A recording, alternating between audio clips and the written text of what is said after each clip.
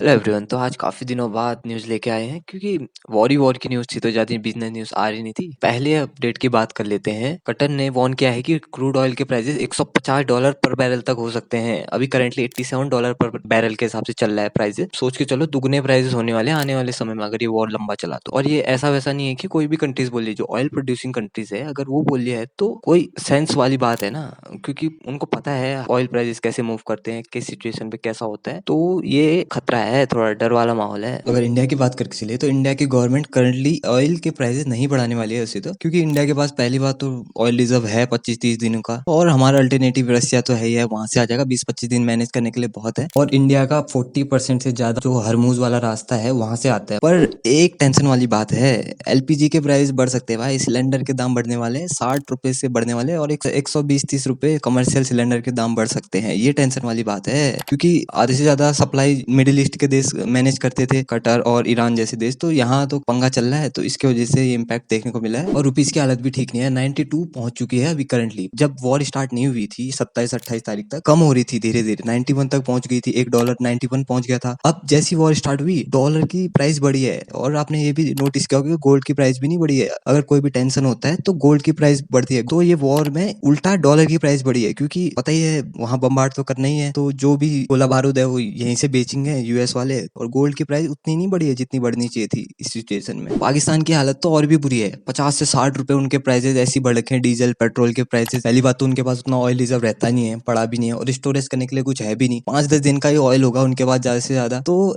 इसी चक्कर में इतना सर्च किया वहां प्राइसेस। ये उनके लिए अच्छी बात है कि ईरान ने चाइना और जो पाकिस्तान के शिप्स थे ऑयल टैंकर्स उनको जाने दिया है, जो स्टेट ऑफ हरमुज है उनका एरिया से। और अब बात करके चले यूएस की, तो यूएस में 92,000 जॉब्स कट हुई है फरवरी मंथ में। और जो इनका अनएम्प्लॉयमेंट रेट है 4.4% तक पहुंच गया है। जो पूरी दुनिया में जॉब क्रिएट करता है जो देश, वहीं ऐसी हालत हो रही है, तो और बाकी के देशों में क्या हो रहा होगा सोच के चलो। एक महीने में 92,000 जॉब कम नहीं होती, हर सेक्टर में कटे हैं। कंस्ट्रक्शन सेक्टर में, फैक्ट्रीज में 12,000 जॉब्स कट हुए। और ऐसा नहीं है कि ये अनस्किल्ड लेबर वाली जॉब कट हुई, स्किल्ड लेबर की भी कट हुई है। जो बड़ी बड़ी कंपनी है, माइक्रोसॉफ्ट, अमेजोन, वॉलमार्ट, वहां भी बड़े बड़े अमाउंट में ले ऑफ हुए हैं। बहुत ही स्किल्ड वर्कर है और जो एआई में काम कर सकता है वो है आज के वक्त में। और जो उतने कामदार नहीं है उनको सीधा ही निकाल दे रहे हैं आजकल। और जो इंडिया और यूएस के बीच में ट्रेड डील होने वाली थी उसकी डेट भी खसक गई है, 3-4 महीने बाद की डेट निकली है। इतना लंबा खींच रहे हैं, मेरे को तो ऐसा लग रहा है लास्ट में ये डील कुछ ना कुछ गड़बड़ होने वाली है। बाद में देखना 3-4 महीने बाद कुछ ना कुछ न्यूज आएगी कि ये ट्रेड डील कैंसिल हो रही है, या कुछ ना कुछ इंप्लीमेंट करेंगे, या अपना ही नए रूल लाएंगे ट्रेड डील के बीच में, जो कि पहले नहीं बताए थे। यूएस तो इजराइल के ऊपर बंदूक रख के चला रहा है, ठीक है, पीछे से। और उसका इम्पैक्ट हमारी इकोनॉमी में देखने को मिलेगा। एसबीआई रिसर्च के अनुसार 2026-27 का जो इकोनॉमी है इंडिया में, जीडीपी ग्रोथ रेट ड्रॉप होता हुआ दिख रहेगा। अगर मान के चलो $85 पर बैरल है अभी ऑयल, अगर $130 पर बैरल तक चले गया ना, तो इंडिया की इकोनॉमी में 6 से 7% का ड्रॉप देखने को मिलेगा। आप सोच के चलो, मतलब $50-60 बढ़ेगा, इधर 6-7% इकोनॉमी गिर जाएगी। हर चीज महंगी हो जाएगी तो लोग कम खरीदेंगे, फिर कम पैसे मार्केट में घूमेगा, पूरी इकोनॉमी में असर देखने को मिलेगा। इंडिया जैसी ग्रोइंग इकोनॉमी में अगर 6-7% ड्रॉप देखने को मिलेगा तो इन्फ्लेशन बढ़ेगा ऑटोमेटिकली। अब कुछ वॉर से हटके बातें कर लेते हैं। तो गूगल के जो सीईओ है सुंदर पिचाई, तो उनको आने वाले 3 साल के अंदर $692 मिलियन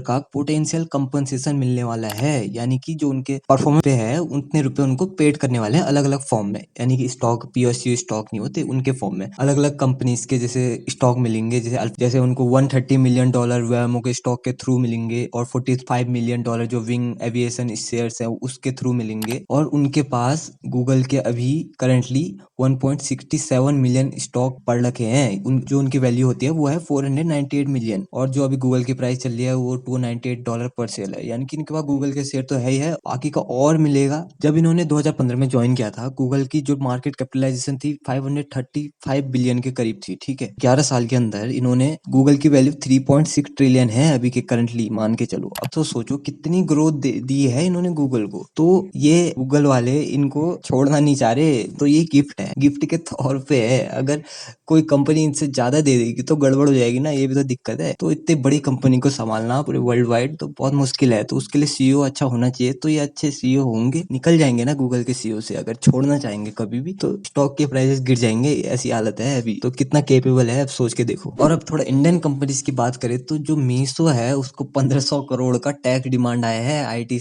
डिपार्टमेंट से। इनकम टैक्स वाले नहीं छोड़ दे भाई किसी को। बड़ी मुश्किल से मीशो का आजकल आईपीओ आया था, प्राइस बढ़िया चल रहा था, ग्रोथ भी बढ़िया बढ़िया चल रही थी, अब ये कारनामे स्टार्ट हो गए। अब इसका असर तो मंडे को देखने को मिलेगा, जो भी इन्वेस्टर तय करेंगे उस हिसाब से चलेगा। जो अभी करंट का प्राइस है मीशो का, फ्राइडे को क्लोज किया था 158 रुपीज में प्राइस क्लोज किया था। अभी जो करंटली मीशो की मार्केट कैपिटलाइजेशन है 7.9 बिलियन, $8 बिलियन की है मान के चलो। जो इनका रेवेन्यू था फाइनेंशियल ईयर 26 में 3500 करोड़ का था, 31% से ईयर ऑन ईयर ग्रोथ देखने को मिली थी रेवेन्यू में। फाइनेंशियल ईयर 22-23 में भी ऐसे ही हुआ था। अभी तक ये कोर्ट में मामला घिसड़ रहा है 2022-23 वाला, अब ये 25-26-27 वाला 25-26 वाला चलेगा, तो इसका सीधा सीधा असर तो स्टॉक में देखने को मिलेगा, स्टॉक की प्राइस में। तो अब देखते हैं मंडे को क्या होता है, किस तरीके से रिएक्ट करते हैं इन्वेस्टर इसको। और अब बात करें इसके लिए, उबर ने इक्सिको के जो अभी बस है उनके साथ पार्टनरशिप करके इंटरसिटी बस टिकट बुक कर सकते हो अभी के लिए, यानी कि जो सिटीज के अंदर ही जो बस चलती है उसके लिए आप बुक कर पाओगे, ये अच्छी बात है। और जो इसमें और भी अच्छी बात है ये है कि रियल टाइम लोकेशन शेयरिंग कर पाओगे पहली बात तो, और 24/7 हेल्पलाइन नंबर मिलेगा, तो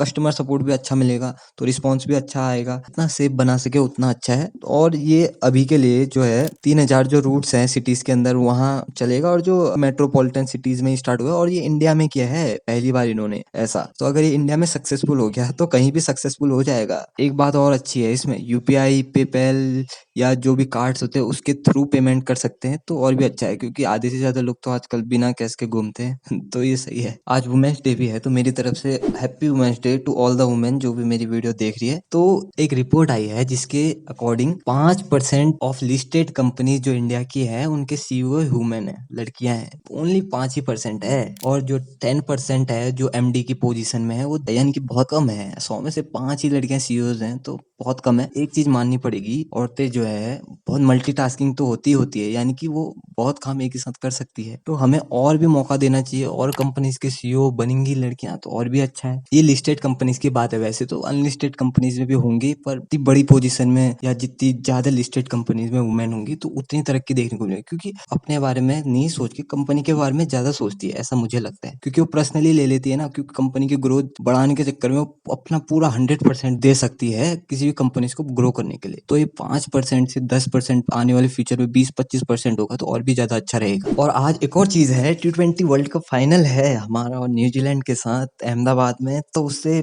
खतरनाक खतरनाक रिपोर्ट निकल के आई हैं। पहली बात तो 30 से 40 प्राइवेट जेट्स आए हैं, यानी कि बहुत महंगे महंगे लोग आने वाले हैं, और जो लग्जरी होटल है वो पूरे फुल है, लग्जरी कार आए हैं। मैंने रिपोर्ट में देखा था, ये है कि नहीं पता नहीं मुझे। टिकट प्राइसेस जो है वो 3000 से स्टार्ट हैं, 50, 60, 70 हजार तक गए हैं। गुजरात का जो जीडीपी है उसमें भी कुछ ना कुछ परसेंटेज इस स्टेडियम का है, जो इसका पार्ट है, समझ के चलो।